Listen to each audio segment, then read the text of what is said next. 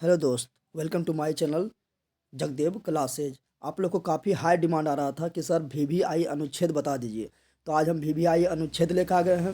VVI पत्र लेखन जो पूछता है, एक विद्यालय पर पूछता है और एक पूछता है तुम्हारे रिलेशन में पिता के पास, भाई के पास, बहन के पास, दोस्त के पास या माता जी के पास, ये सब के बारे में पूछ देता है।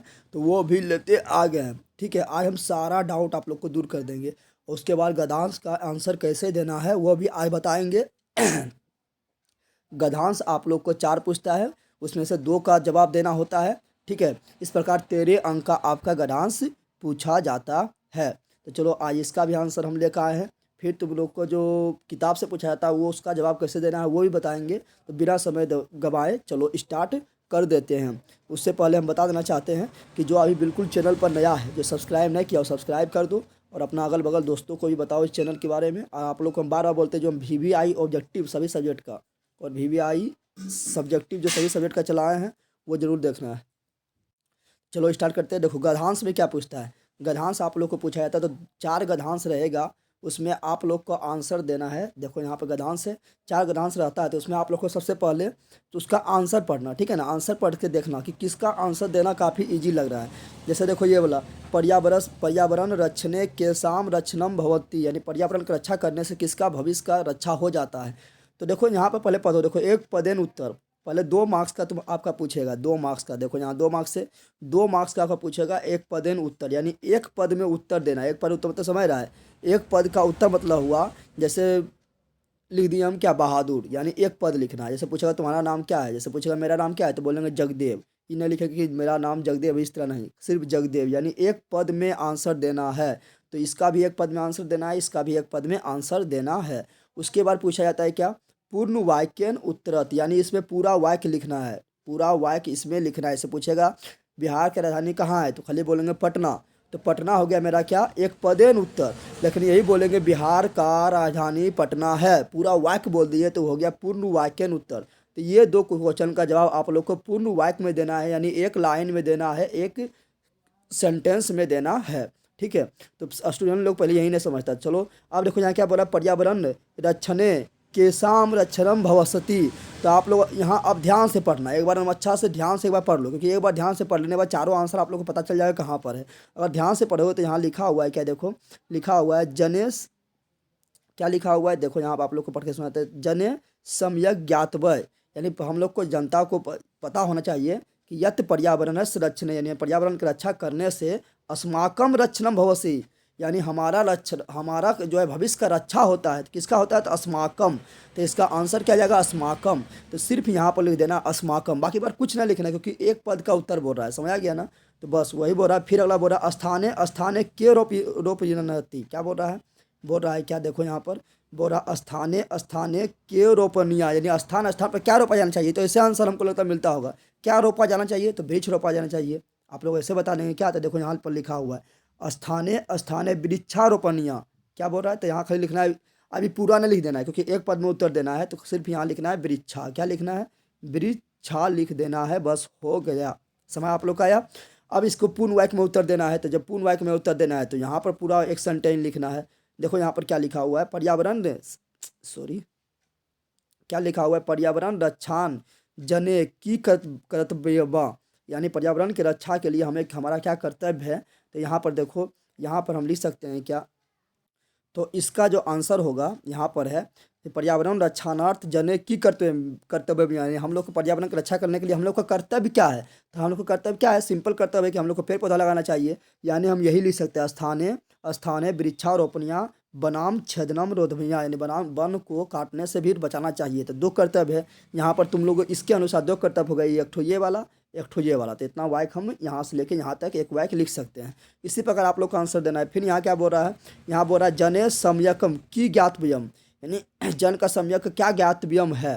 तो देखो आप लोग यहाँ अच्छा ध्यान पढ़ो, तो लिखा हुआ जने सम्यम ज्ञातव्यम, यानी जनता को यह जानना चाहिए कि यतः पर्यावरणस्य रक्षणे एवं अस्माकम रक्षणम भविष्यति, यानी यहाँ से लेके यहाँ तक लिख देना है। तो ये क्या हुआ, एक सेंटेंस हो गया है। बस अब देखो लास्ट में क्या पूछता है, लास्ट में पूछता है ऐसे गद्याशय से एकम उपयुक्तम शीर्षकम लिखम, यानी इसका बोल रहेगा उपयुक्त शीर्षक दो। तो देखो शीर्षक देने का सबका अलग अलग होता है, कोई इसका शीर्षक का नाम प्रदूषण लिख सकता है क्योंकि प्रदूषण के बारे में भी शुरू में चर्चा किया गया है। तो कोई इसका शीर्षक का नाम पर्यावरण लिख देगा, क्या लिख देगा, पर्यावरण।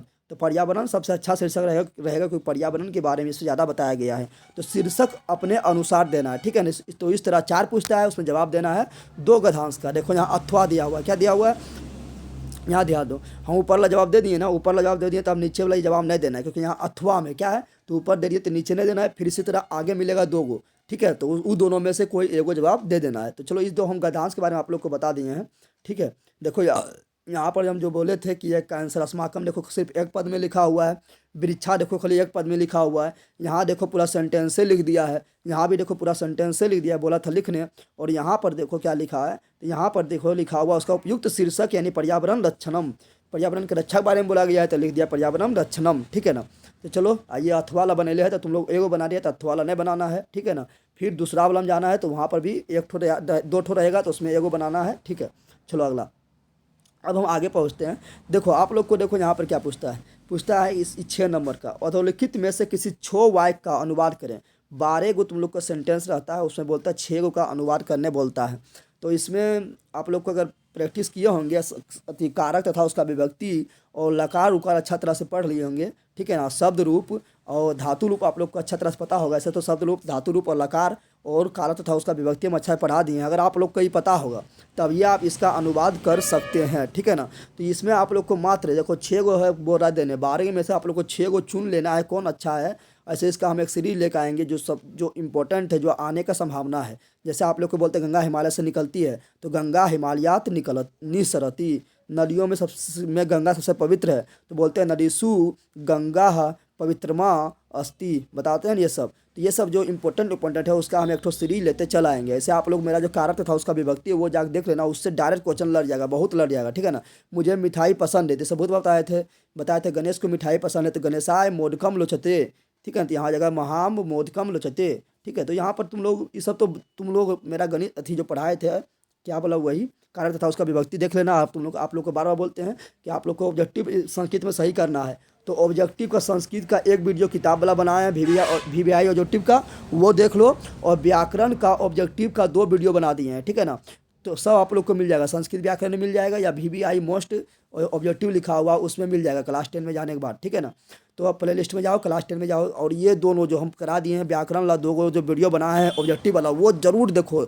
1 से 2 बार आप लोग देखेंगे तो आप लोग को खुद याद हो जाएगा, पूरा A to Z याद हो जाएगा, तो वो जरूर देख लेना, ठीक है ना।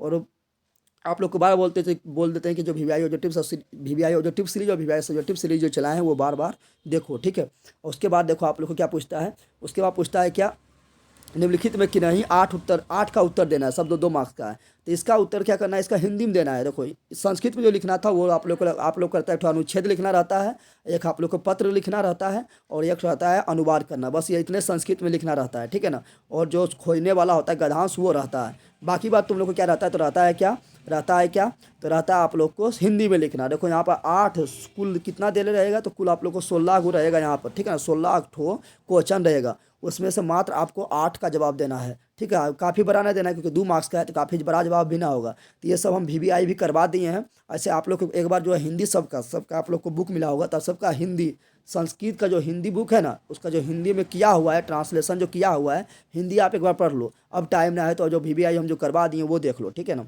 उससे आप लोग को 8 आराम से लड़ जाएगा। तो बोल रहा है क्या इस सब का हिंदी में, इस सब का हम करवा चुके हैं, तो आप लोग देख लेना VVI जो करवाए हैं। क्लास 10 में प्ले लिस्ट में जाओ, और क्लास 10 लिखा होगा, 9 के बाद 10 लिखा होगा, उसमें जाओ, शुरू में इसका प्ले लिस्ट बना हुआ है, ठीक है। तो ये कर लेना। अब हम पहुँचते हैं आप लोग का जो डिमांड था क्या, अनुच्छेद। तो अनुच्छेद देखो क्या क्या मेन है। तो आप लोग जान रहे हैं कि होली जो है नज़दीक है, और पिछला साल भी होली पर क्वेश्चन नहीं आया है, तो इस साल जो है होली इंपॉर्टेंट है, तो तुम लोग होली कर लेना। ऐसे बोलता है 7 सेंटेंस लिखने, कितना बोलता है 7 सेंटेंस लिखेगा, आप लोग को 7 मार्क्स मिल जाएगा। तो 7 ही वाक्य लिखना है, ठीक है ना। तो इस प्रकार होली पर आप देखो ये वाला जो है ना, ये आप लोग आर्ट करने बैठिएगा तो कभी याद ना होगा। ये डिमांड कर लो कि प्रत्येक दिन तुमको आप लोग को ये कैसे याद होगा, प्रत्येक दिन आपको जो मतलब अनुवाद करने जानता है अच्छी तरह से, जिसको अनुवाद पर पकड़ है, संस्कृत पर पकड़ है, उसके लिए तो ठीक है, वो अपना मन से भी लिख देगा। लेकिन जो उसको याद नहीं है, ठीक है, जिसको संस्कृत पर पकड़ नहीं है, वो क्या करो, तो उसको प्रत्येक दिन 5 गो हम दे रहे हैं, वो पाँचों को प्रत्येक दिन आप लोग को पढ़ लेना है। खाली पढ़ना है, याद करने की कोशिश नहीं करना, पढ़ना है। भारतम परवानम देश अस्ति, तो सब में लिख दो। चाहे कोनो पर्व के बारे में पूछे, दुर्गा पूजा पूछे या सरस्वती पूजा पूछे या होली पूछ दे या ईद पूछ दे, कोई पूजा पूछे तो आप लोग इस सब में लिख सकते हैं। भारतम पर्वनाम देशा अस्ति, यानी भारत जो है पर्वों का देश है, ठीक है ना। अब इसको होली वाले में लिखल है पर्वसु होलिका स्थानम विशेषता महत्वपूर्ण अस्ति। तो यहाँ पर पूछा गया किसके बारे में, होली के बारे में, तो होली के बारे में लिखा गया है। अगर यहाँ सरस्वती पूजा के बारे में पूछा गया तो यहाँ सरस्वती पूजा भी लिख सकते हैं। परवेशु सरस्वती क्या लिख सकते हैं, सरस्वती काय स्थानम, तो सरस्वती भी यहाँ लिख सकते हैं। यहाँ दुर्गा पूजा भी लिख सकते हैं, यहाँ दीपावली भी लिख सकते हैं। तो 2 लाइन तो ऐसे हो गए, तो इस तरह बैठाना आप लोग सीखें, ठीक है ना। इसको आप लोग 2 बार 3 बार पढ़ लीजिएगा, होली पर पढ़ लीजिएगा, होली या सरस्वती पूजा पढ़ लीजिएगा, तो उस पर आप दूसरा पर्व को भी बैठाकर लिख सकते हैं आराम से, ठीक है ना, कोई दिक्कत ना होगा। तो ये सब याद करने की कोशिश नहीं करना है, एक बार हर दिन इसको जो है एक बार पढ़ लेना है, ठीक है। तो होली एक इम्पोर्टेंट हो गया। दूसरा है अस्माकम विद्यालय। अब देखो आपको अस्माकम विद्यालय इंपॉर्टेंट दे दिए हैं, तो अस्माकम विद्यालय कभी रहेगा, या कभी रहेगा आपका अस्माकम ग्राम रहेगा यानी गांव रहेगा, कभी आपको अस्माकम राज्य रह सकता है, कभी आपको अस्माकम देश रह सकता है। तो इसी पर आप लोग बैठा के लिख सकते हैं। तो आप लोग एक ठो ये ऐड कर लो, और बाकी बार जो आए उसको खाली बारी से पढ़ना है। ऐसे कभी अस्माकम ग्रामम पढ़ लो, कभी अथी पढ़ लो, अस्माकम राज्य पढ़ लो, देश पढ़ लो, तो इसी सबको जो है लगभग एक रिलेटेड से बैठा के लिख सकता है। तो ये वाला भी रोजे पढ़ना है आप लोग को, याद हो जाएगा, याद करने की कोशिश नहीं करना, ठीक है ना। दूसरा इंपॉर्टेंट जो है वो क्या है, 7 लाइन में लिखना है, 7 सेंटेंस पूरे बंद कर देना है, ठीक है ना। तीसरा है गंगा नदी। गंगा नदी हमको लगता है आप लोग को याद करना ईजी होगा। गंगा अस्माकम जननी वर्तते, यानी गंगा जो है हमारा क्या है, जननी है, ठीक है। फिर लिखना है कहाँ से निकलती है, तो इयम हिमालयात पर्वती, ये हिमालय से बहती है, ठीक है। कहाँ गिरती है, तो बंगाल के सागर यानी बंगाल की खाड़ी में गिरती है, तो बंग सागरे चोपतती, यानी बंगाल के सागर में गिरती है। फिर भागीरथस्या तपस्या इतम पृथ्व्याम अनिता, आप लोग जानते हैं कि भागीरथ ने तपस्या किया था, इस तरह बताया गया है सेथी में, धार्मिक किताब में, कि भागीरथ जो है तपस्या करके गंगा को पृथ्वी पर प्रकट किया है। तो वही लिखा है भागीरथ तपस्या इयम पृथ्व्याम अनिता, ठीक है ना। अस्य ततिया महान नती नगरनी प्रतिष्ठन्ति, यानी इसके तट के किनारे महान महान नगर स्थित है। जैसे पटना है, कानपुर है, इलाहाबाद है, तो महान महान नगर स्थित है, वही लिखा हुआ है। गंगा स्नानम सर्व क्रमशाहम मन्यते, यानी ऐसा मान्यता है कि गंगा स्नान करने से सर्व कलम और पाप, जो सब पाप है वो नाश हो जाता है, ठीक है ना। और फिर तो जानते सेंटेंस ही जानते, नदीसु श्रेष्ठा प्रश्रेष्ठमा अस्ति, नदियों में गंगा क्या है, श्रेष्ठ है। नदीसु गंगा श्रेष्ठमा अस्ति, ठीक है, या पवित्रमा अस्ति, तो ये तो सब जानते हैं, ठीक है ना। उसके बाद इसी तरह इसे लिखना है, फिर 7 गो सेंटेंस लिखना है, 7 लाइन ही लिखना है, 7 सेंटेंस तुम्हें समझता है। जैसे यहाँ देखो फुल स्टॉप लग गया, यहाँ देखो फुल स्टॉप लग गया तो 1 सेंटेंस हो गया। फिर यहाँ फुल स्टॉप लगा तो यहाँ से लेकर यहाँ तक 2 सेंटेंस हो गया। यहाँ पर फुल स्टॉप लग गया तो यहाँ से लेकर यहाँ तक 3 सेंटेंस हो गया। 4 हो गया, 5 हो गया, 6 हो गया, अब देखो यहाँ 7 हो गया। कितना स्टूडेंट क्या करेगा, पूरा छाप देगा। अरे पूरा ना छापना है, 7 ही लिखना है, जितना पूछता उतने लिखो। तो 7 सेंटेंस लिखना है, तो 7 में से आप लोग इसको 12 पढ़ो, 12 पढ़ेगा तो 7 को तो आप लोग को जरूर सेंटेंस याद रहेगा। गंगा नदी के बारे में तो आराम से याद हो जाएगा। तो इसको 12 पढ़ना है। तो इसमें सेंटेंस कितना दिया हुआ है देखो, 1, फिर 2, फिर 3, फिर 4, फिर 5, फिर 6, फिर 7, फिर 8, और फिर यहाँ से लेकर यहाँ तक 9, और फिर यहाँ से लेकर यहाँ तक 10। तो इसको पढ़ते रहना। तो आप लोग को 7 एक लिखना है, 12 बोल रहे हैं, 7 ही लिखना है। तो 10 में आप लोग को 7 वही आराम से याद हो जाएगा, ठीक है ना। पूरा रटने की कोशिश कभी नहीं करना, 7 लिखना, ठीक है ना। गंगा नदी एक इंपॉर्टेंट है, क्योंकि गंगा नदी पिछला साल ना आया था। सरस्वती पूजा आप लोग का नज़दीक है, और सरस्वती पूजा पिछला साल आया भी ना है। सरस्वती पूजा 5 फरवरी के, तो इसके बारे में भी पढ़ेगा। तो इसके बारे में, सरस्वती पूजा बारे में तो आप लोग पढ़ना है, बहुत ज़्यादा इसमें सेंटेंस दे हैं, लेकिन पूरा तुम लोग पढ़ो, ठीक है। लेकिन लिखना है 7 को, ठीक है ना। पूरा इसलिए पढ़ना है क्योंकि पूरा पढ़ेंगे तो कम से कम 7 को तो याद रहेगा ना दिमाग में, इसलिए पूरा पढ़ना है। लेकिन लिखना है कितना, 7 को, ठीक है ना। माँ से शुक्ला पक्षे पंचम्या तीर्थो देवी सरस्वती सोल्लास पूजते, यानी सब नहीं जानता आप लोग बोलते हैं ना कि माघ महीने के शुक्ल पक्ष के पंचमी तिथि को गंगा नदी को सरस्वती माँ को बैठाते हैं, उसी बारे में लिखा गया है, ठीक है ना। ये सब पढ़ने के बाद आप लोग को अपने पता चल जाएगा, बहुत सारा वाक्य है, लेकिन 7 को लिखना है, 7 को दिमाग में रह जाएगा, ठीक है। तो ये इंपॉर्टेंट हो गया। फिर आप लोग को पिछला साल पूछा गया वाल्मीकि के बारे में, कवि वाल्मीकि के बारे में। तो इस साल हम इंपॉर्टेंट दे रहे हैं क्या, कालिदास के बारे में, ठीक है ना। इसमें बहुत सारा वाक्य दिया हुआ है, तो बहुत सारा वाक्य दिया हुआ है, तो बहुत सारा वाक्य दिया हुआ है, तो सब नहीं लिखना है। आप लोग पढ़ो, पूरा पूरा पढ़ना है, रोज़े एक बार पढ़ना है, लेकिन लिखना आप लोग कितना है, 7। तो पूरा पढ़ने पर क्या होगा, कम से कम 7 को तो याद रहेगा। 7 को पढ़ेगा तो सब भूल के मान लो 3 को 4 को याद रहेगा, तो दिक्कत नहीं हो जाएगा। तो पूरा पढ़ो, 7 को कम से कम याद रहेगा, और फिर लास्ट में 7 को छाट लेना है, ठीक है ना। तो ये रहा आपका क्या, अनुच्छेद, जो अनुच्छेद इंपॉर्टेंट था, ठीक है। ये आपके पास क्या, तो 2 को पूछता है क्या, 2 को रहेगा स्कूल के बारे में, ठीक है। प्रधानाध्यापक के पास चरित्र प्रमाण पत्र या अंक प्रमाण पत्र या शुल्क माफ हेतु, ठीक है ना, शुल्क माफ में हेतु लिखो, पत्र लिखो, ठीक है। तो ये सब रहता है। तो यहाँ पर एगो इंपॉर्टेंट हम ले लिए, शुल्क माफ करने के लिए प्रधानाध्यापक के पास एक पत्र लिखिए। अब देखो आप लोग जब पत्र लिख रहे हैं तो यहाँ पर अपना विद्यालय का नाम डालना है, ठीक है ना। अपना विद्यालय नाम डालने से क्या होता है, अच्छा रहता है, ठीक है, क्योंकि वहाँ पता चल जाता है एग्जाम देना, क्योंकि अपना स्कूल डाला है, इससे पता चलता है कि सब एक गोटा छाप ले, पाटलिपुत्र पाटलिपुत्र पाटलिपुत्र, यानी समझ जाता है कि सब छाप रहे हैं, लटले हैं, लट्टू टोटू टोता है, क्योंकि पाटलिपुत्र सब में देखने को मिल जाएगा, ठीक है ना। तो पाटलिपुत्र रहता है तो एग्जाम में समझ आता है कि रटले है, ठीक है ना। तो यहाँ लिखना है प्रधानाचार्य महोदया सेवायाम प्रधानाचार्य महोदया, ठीक है। यहाँ पर अपना विद्यालय का नाम लिख देना है, ठीक है ना। उसके बाद जो अपना विद्यालय फिर जो जहाँ पर है जम्मू जिला या जो आपका जिला है वहाँ लास्ट में लिख दो। और फिर संवेदन निवेदन अस्ति यत मम पिता सर्वकार्य एक चतुर्थ श्रेणी कर्मचारी अस्ति, यानी संवेदन निवेदन यह है कि मेरा पिता जो है एक चतुर्थ श्रेणी का कर्मचारी है। तुम यही नहीं लिखेगा तो लिख सकता है संवेदन निवेदनम अस्ति यत मम पिता किसानः अस्ति, यानी किसान है, क्या है, किसान है, ठीक है ना। कर्मचारी तो अधिकांश के ना, अधिकांश का किसान है तो किसान लिख सकता है।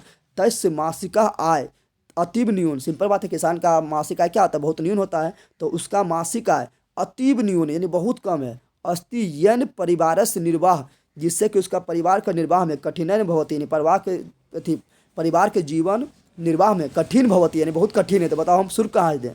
तो मम परिवार माता पिता 2 भ्रातरो, यानी 2 भ्राता यानी 2 भाई है, एका चो भगिनी इति पंच, यानी एगो क्या है भगिनी, यहाँ पर लिखा हुआ है, बहन लिखा हुआ है, पंच सदस्य संति, यानी सब मिलाकर 5 सदस्य वो लिख दिया है। अतः अहम भवंतम निवेदयामी, मैं आपसे अनुरोध करता हूँ कि यत मम विकास दि शुल्कम क्षमापन्तु, मेरा शुल्क जो है परीक्षा शुल्क माफ़ करें। ये सब देखो, इसे रटना ना, 1-2 बार पढ़ना है, पढ़ते रहो, प्रतिदिन एक बार पढ़ लो, याद अपने आप हो जाएगा। शुल्क माफ़ करने है तो ये इंपॉर्टेंट हो गया।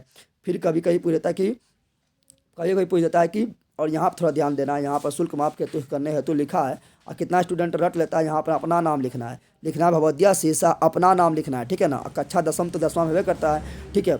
अब देखो यहाँ पर पूछा गया क्या, बीमार रहने के कारण, कभी बीमार रहने के कारण पूछ देता है, तो यहाँ पर लिखना है सेवायाम, यानी सेवा में, और श्रीमान प्रधानाध्यापक अपना स्कूल का नाम देना है, ठीक है ना। उसके बाद उसी प्रकार लिखना स्टार्ट कर दिया है। तो इसको भी ज़्यादा बड़ा थोड़े है, ज़्यादा बड़ा ना है, इसको 1-2 बार पढ़ते रहना, याद करना कभी ना है। अब दिन में प्रत्येक दिन नियम बना लो कि इसको एक बार अनुच्छेद को और पत्र लेखन को एक बार पढ़ना है, पढ़ते रहो, याद हो जाएगा, ठीक है। और यहाँ पर डेट उठ देता है तो जिस तारीख को एग्जाम दे रहा है वही डेट यहाँ पर देना है, ठीक है ना। ये नहीं कि जो डेट रट लिया यही बोला यही दे दिए तो बेकार हो जाएगा। जो तुम्हारा तेरे को 17 तारीख तुम्हारा ठीक है, ठीक है। और यहाँ पर 2 फरवरी आएगा, यहाँ 2022 आएगा, ठीक है। चलो इस प्रकार हम देख लिए, ये था प्रधानाध्यापक के पास। आइए अब कहीं पूछ देता है पिता के पास, या कहीं पूछ देता है भाई बहन के पास, तो चलो हम पिता वाला लेकर आए। यहाँ पर अंक प्रमाण पत्र हेतु, ये तो विद्यालय का है, कभी देखो यहाँ पर अंक प्रमाण रहे या चरित्र प्रमाण रहे, ठीक है ना। ये अभी प्रधानाध्यापक के पास ही है, तो यहाँ पर अंक प्रमाण रहे या चरित्र प्रमाण रहे, ठीक है ना।